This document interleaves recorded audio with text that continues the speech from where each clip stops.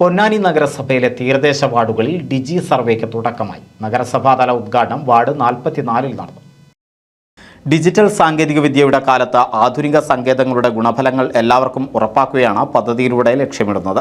സർക്കാർ സേവനങ്ങൾ ഓൺലൈനിൽ ലഭ്യമാക്കാനും ഓൺലൈൻ പണമിടപാടുകൾ, സർട്ടിഫിക്കറ്റുകൾ ഉൾപ്പെടെ ആധികാരിക രേഖകൾ ഓൺലൈനിൽ ലഭ്യമാക്കൽ തുടങ്ങിയവയിൽ അവബോധം നൽകുന്നതിനുള്ള പദ്ധതികളാണ് ആസൂത്രണം ചെയ്തിരിക്കുന്നത്.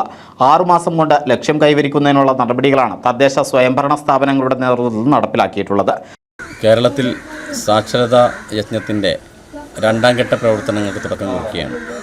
നമുക്കറിയാം, പുതിയ കാലത്ത് ഡിജിറ്റൽ സാക്ഷരതയാണ് ആളുകൾ ഏറ്റവും കൂടുതൽ പ്രാപ്യമാക്കേണ്ടത്. കാരണം ഡിജിറ്റൽ പ്ലാറ്റ്ഫോമിലേക്ക് കേരളത്തിലെ തന്നെ ലോകത്ത് ആകെ തന്നെ നമ്മുടെ സേവന മേഖല മാറിയ സാഹചര്യത്തിൽ നമ്മുടെ സാധാരണക്കാരായ ആളുകൾക്ക് എങ്ങനെയാണ് പുതിയ കാലത്തിനനുസരിച്ച് പുതിയ സംവിധാനങ്ങൾ അവനവൻ്റെ ലാപ്ടോപ്പിലായിരുന്നാലും മൊബൈലിലായിരുന്നാലും ഉപയോഗിക്കാൻ കഴിയുക എന്ന് വീടുകളിലെത്തി ആളുകളെ പഠിപ്പിക്കുന്ന പരിപാടിയാണ് ഡിജി കേരള അഥവാ ഡിജിറ്റൽ പ്ലാറ്റ്ഫോമിലേക്ക് മാറുന്നതിനുള്ള ഡിജിറ്റൽ സാക്ഷരതാ പ്രോഗ്രാം.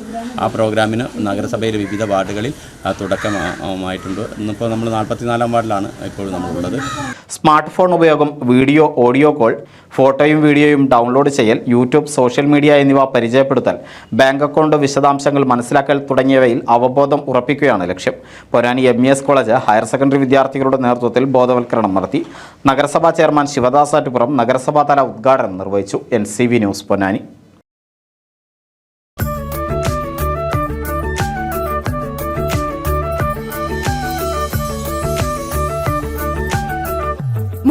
വർഷത്തെ വിശ്വസ്ത പാരമ്പര്യവുമായി എന്നും എപ്പോഴും കൂടെയുണ്ടെന്ന വിശ്വാസം.